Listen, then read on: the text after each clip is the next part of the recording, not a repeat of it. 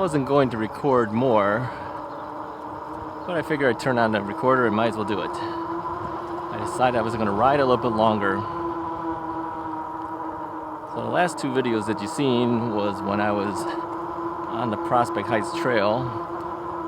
We went to an industrial park and now we were heading back, and I wasn't going to record anymore, but you know, I'm not done riding. So I figured, well, let's just record a little bit more. I may have to change batteries out a little bit later, but we'll go as far as we can, and if it cuts out on me, then I'll change the batteries, do a quick edit, and we'll continue. So it's getting hot now. When I first started out, it was about 75 degrees. It's a lot hotter than that now. I don't know what the temperature is.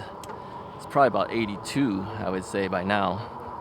It's gonna hit upper 80s today. So I still have the black long sleeves on, and of course the vest. But as long as the wind blows against me, it's not so bad. If you stop, then it's bad. So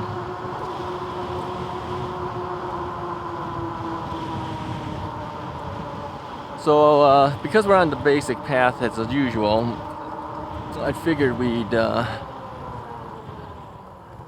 head out by the 3-mile path as we usually do, just to get some time on the bike, right?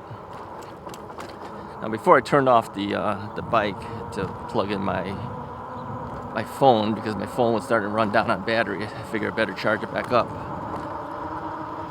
I had done about 18.7 miles already, and but I figured to give it a little bit more time on the bike. I'm riding the Rad Rover 5, using the Unit Pack Power batteries.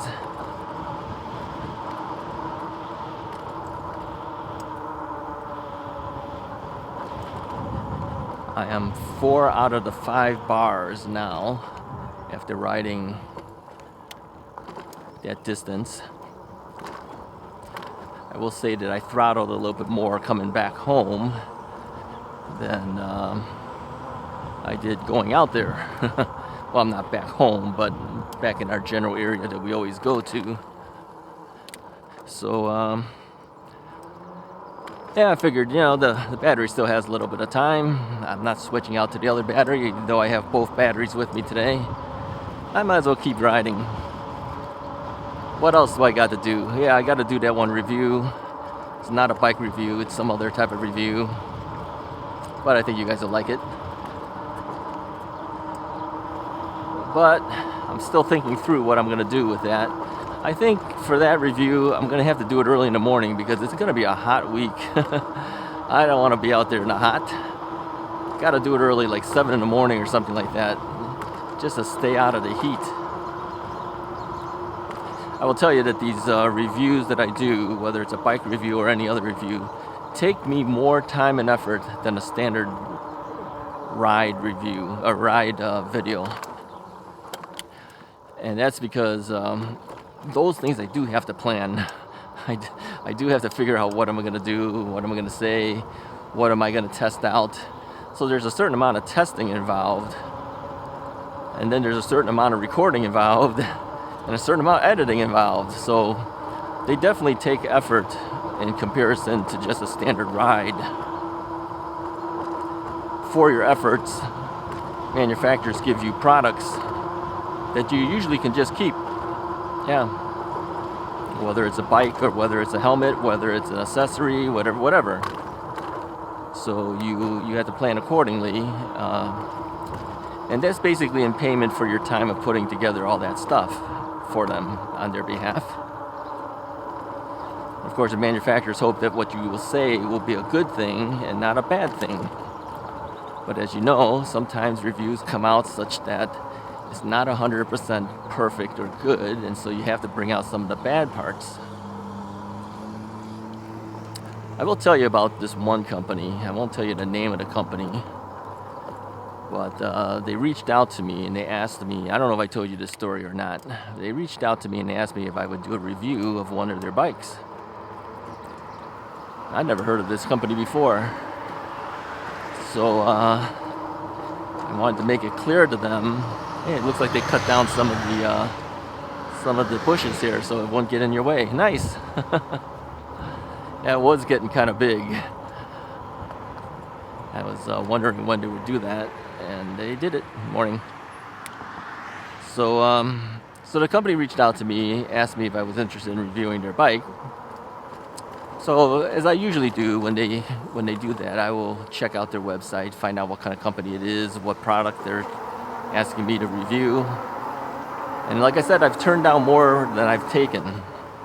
And being a relatively new reviewer, I don't have tons and tons of bikes that I've done, but I told them that, the product looked interesting. I think I might be interested in reviewing it, but I made it clear to them that my reviews are such that if it's good, I will talk about the good. If it's bad, I will talk about the bad. No, you can't do that. No, we'll script it out for you. Tell you what you need to say, and then just point out the features of the bike. So I said, no, I'm not doing it. I don't do reviews like that. That's not a review. You know what that is? That's a scripted product presentation. I don't do scripted product presentations. So yeah, I turned them down. The thing is that, when you look at that and you turn down a bike or something like that, you're turning down $1,500 to $2,000 in product. Now, I could have said, okay, no problem, send it over. I'll give you a nice scripted thing and put that out as a product review, and then I get a $1,500 to $2,000 bike. No. We don't do that. That's not the way to do it. I don't do these reviews just to get a free bike. If I put out a review, it's what I think the bike actually is, good or bad.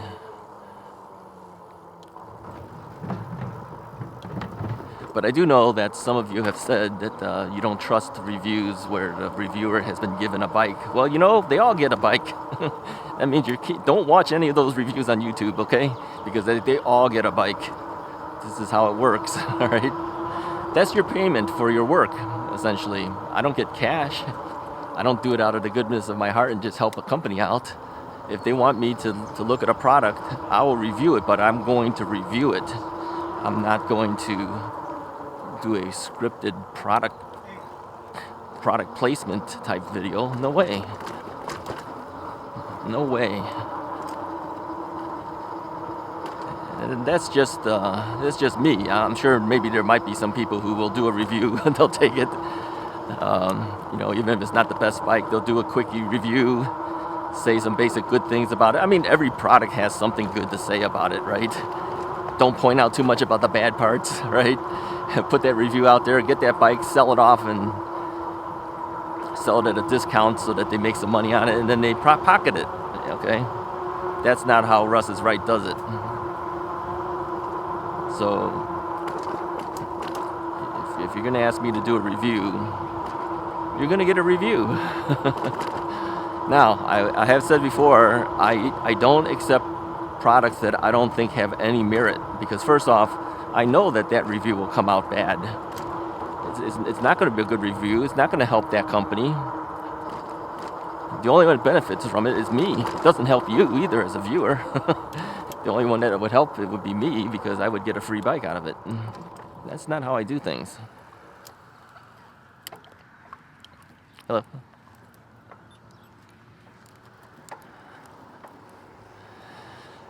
Okay. Yeah, I don't do reviews like that. So whether you trust my reviews or not, because I've been paid by giving a bike, that'd be up to you. But that's how we get reimbursed for our time to do a review. But I do put out the best review I can, and as honest as I can. If something's not good, I will mention it.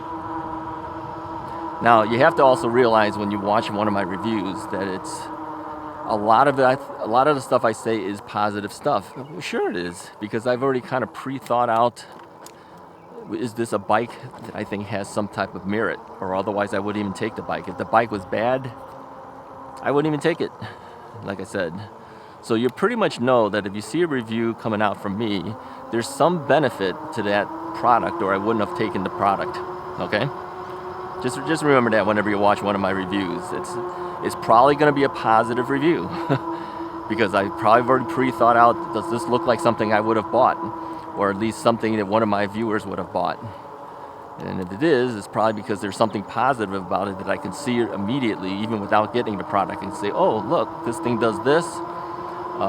Somebody might like that, or maybe I like that, or that's interesting, maybe I'd like to try that out. You see what I'm saying?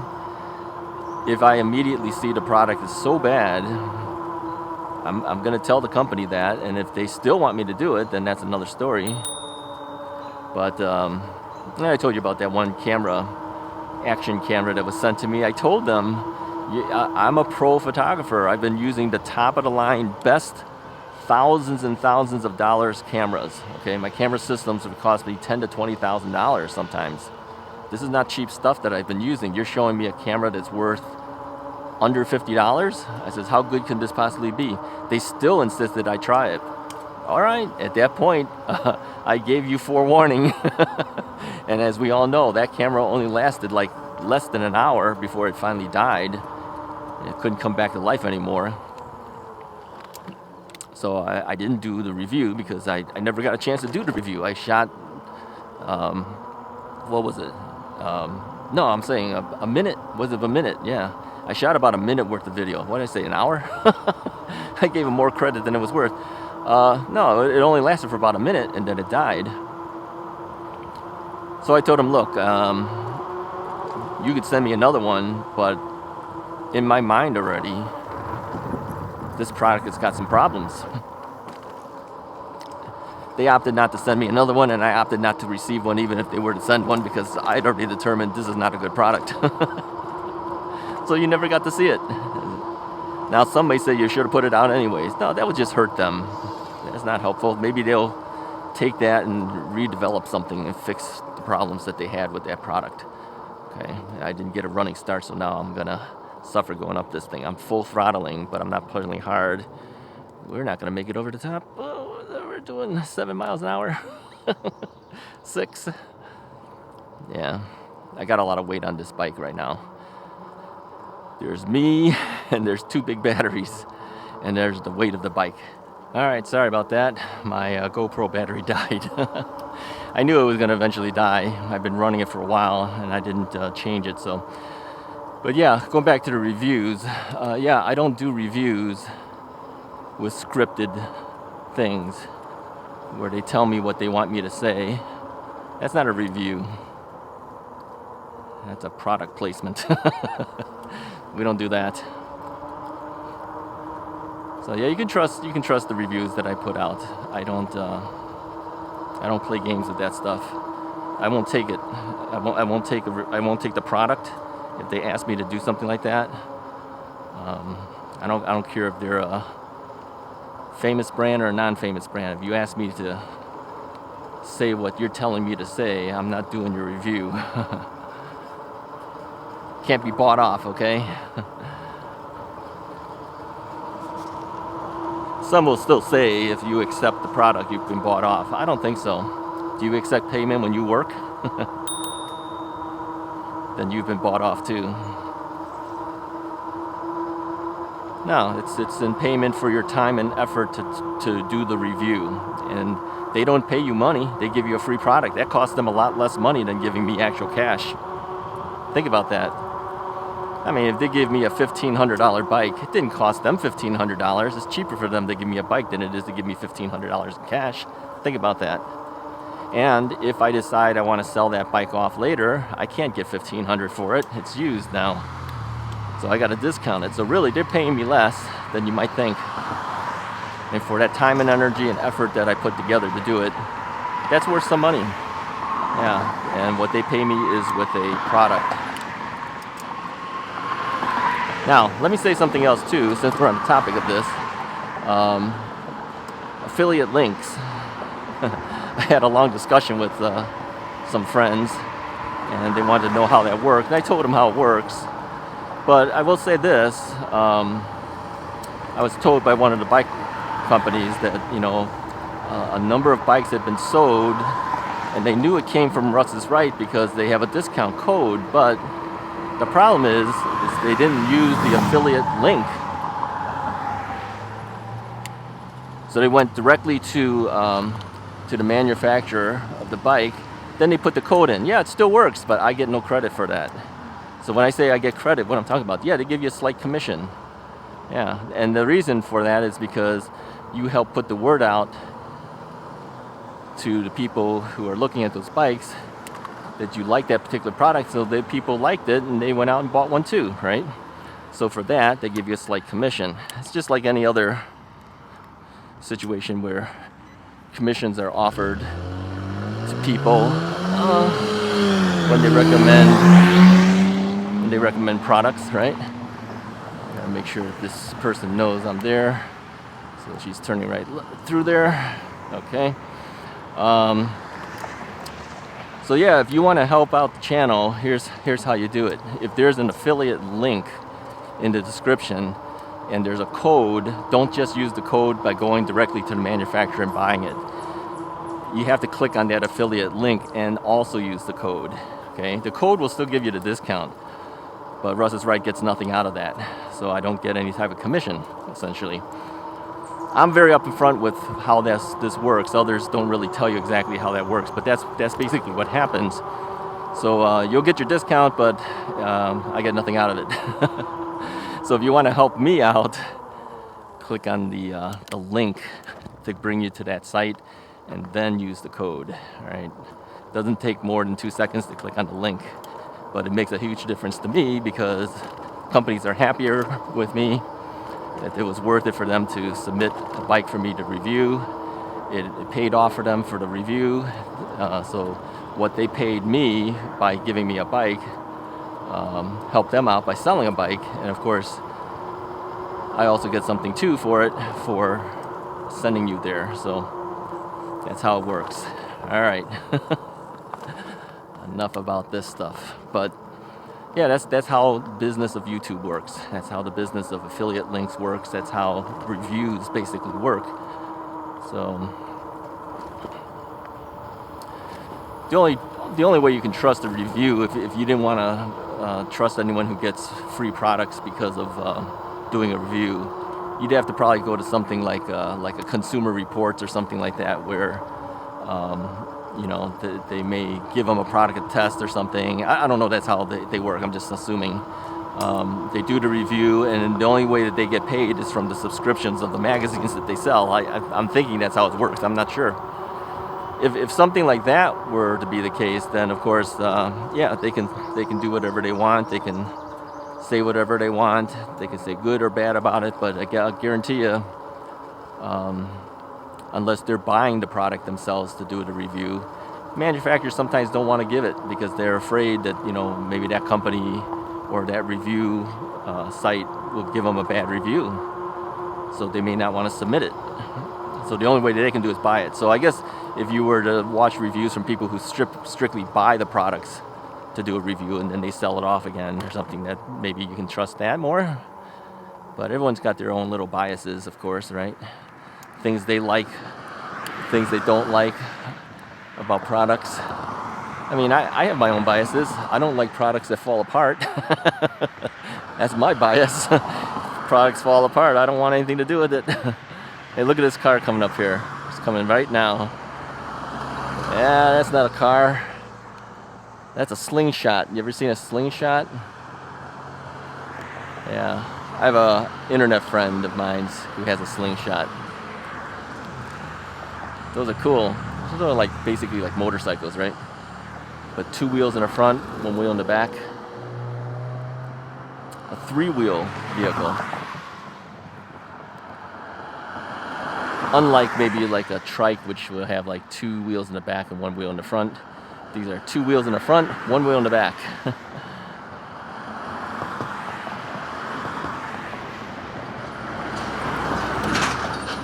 Okay, this is like the world's worst crossing. I really hate this crossing, quite frankly.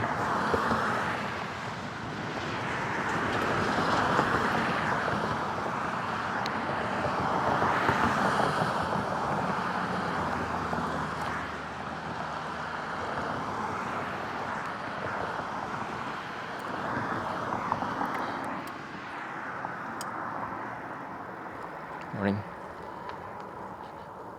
All right, we made it through once again and stayed alive. That is a tough crossing. They really need to do something. Yeah, I know. I should say something. Get involved politically and get it done. I don't think they'll ever get it done until somebody gets hurt. A lot of people try to cross that. It's not just the bikes. There's walkers and joggers, you know. They try to cross it too. All right, coming down here, I know we always go really fast. It's a downhill. Whenever you see me after I've done with this thing, sometimes you'll see the thing will jump into the 20, 22, 23 miles an hour. That's because it's a downhill and sometimes it gets away from you. I ended up in the ditch over here, remember that? Yeah, you gotta be careful. I think too, you know, like I said, if you look in certain directions, you won't end up there. If you look in that direction, you usually end up there. Your arms are usually pushed down hard when you're coming downhill. I think that kind of locked my elbows in place, and so as I'm facing and heading that direction, I couldn't get out of it. Sometimes you have to keep your arms a little looser. You can't push down as hard as you might think because you're going down a hill. Because if you do, you can't turn, right? And I think that's what happened as well. I couldn't turn very well.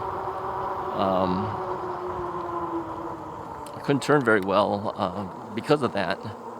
Got to keep your elbows loose enough that you can make a decent turn if you have to. Little Russ's right tip, riding tip. Yeah, stay loose. You know, keep your arms loose. You can make better turns.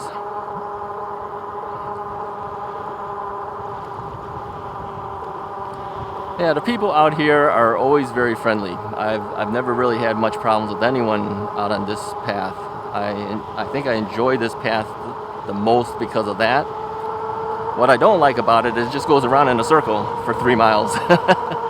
Okay, some of you guys might like that because it's calming, it's easy, right? I'm kind of all over the place here. There is a yellow line on here, but you really can't see it. It's so worn out. They've never redone it. It probably was painted when they first built this thing and never did it ever again. You can barely see the yellow line. But we all know we got to stay on the right side. But, you know, when there's nobody around, you know, you kind of ride in the middle of the road. I told you about that, right? Sometimes even on the streets in the suburbs, we ride in the middle of the road. Yeah, I'm not the only one, okay? A lot of people do it. And not saying that because everyone does it, you should do it. But we're a little more freer sometimes out here in the suburbs. We take certain liberties that we maybe you don't get that in the main city, right? Like if I was in the heart of Chicago, I couldn't do half the stuff I'm doing now. No way. Suburbs, another story. Part of suburban living, I guess.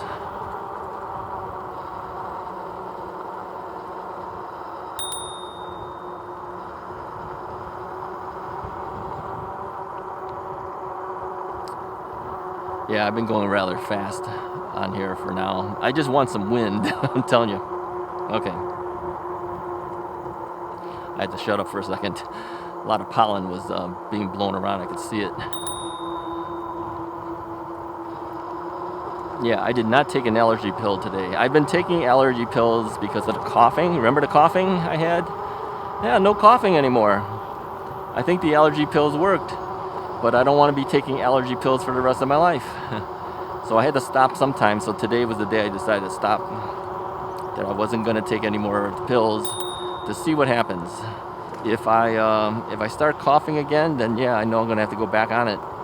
But you got to wean off of it sometime. So this is today. And then I saw all that pollen and said, okay, Better not be talking through that while it's blowing through me.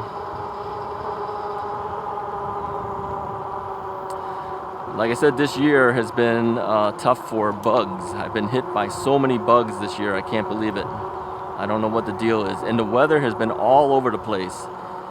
You know, the other day we were in our 70s, and now we're going into the mid to upper 80s. Tomorrow, I think we might be in the 90s.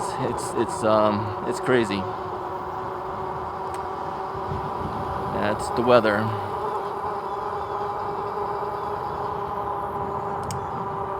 Anyways, I wanted to at least do this one more ride with you guys. Oh, there's a deer. He just ran off. He was just standing there. He scared him off when he saw me. Yeah, we haven't seen too many deer out here lately this year. I think I've only seen one or two others this year. And yeah, I just wanted to kind of bring you out and talk a little bit more. And it had a good opportunity. It was a good time to at least talk about how this review process and affiliate things work, and how that affects my channel. Yeah, you know, being retired, every little bit helps, quite frankly. I didn't start the channel specifically to do this, but you know, now that I see that it can be done and that you do get paid a little bit for that effort, yeah, I need to do it, because it does help me as a retired person to have a little bit of extra spending money and the like. All right, we're gonna go here. Let me show you this. I showed you guys this shortcut before, right? To get back onto the main streets we used to be. Instead of doing the round, long turn to get to this 3-mile path, there's a shortcut I found that you can take. All right, we're gonna go this way here. And we cut through the shopping center. Then there's a section in the shopping center. Okay, we're gonna have to go here to push the button. Button has been pushed. I don't know if it'll help us, but we'll hope it will. Remaneuver the bike.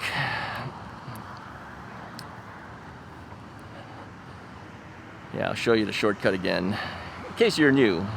And we had a number of new people. I appreciate you guys all subscribing. We are now over 9,000 strong. We're going for 1,000, or 10,000. Sorry, 1,000. Oh, that would be a decrease. Gonna go for 10,000, and we'll do some type of basic giveaway thing.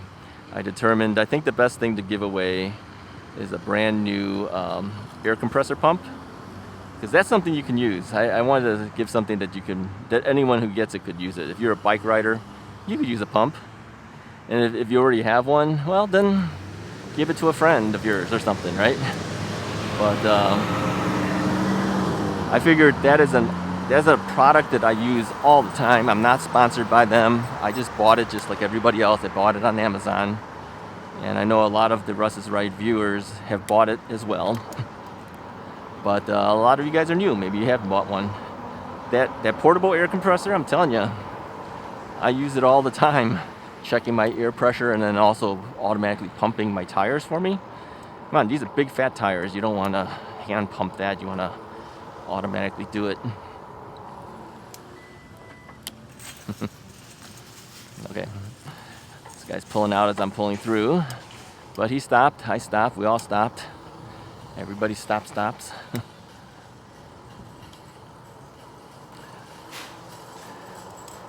Yeah, when you go through a parking lot, you never know. Sometimes they pull out, they don't see you, you get hit, right?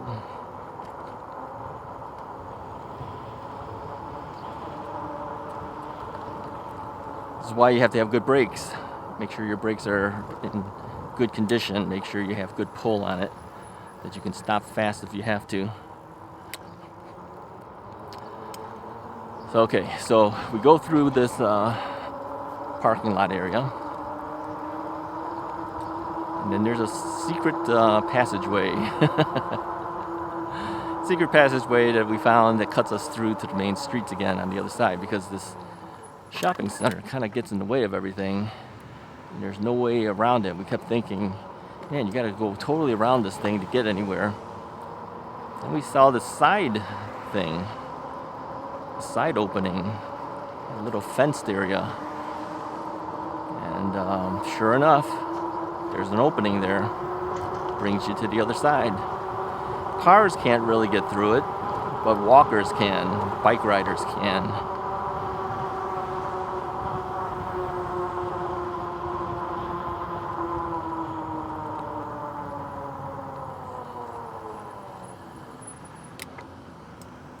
Alright, now we gotta make sure this guy sees me. He does.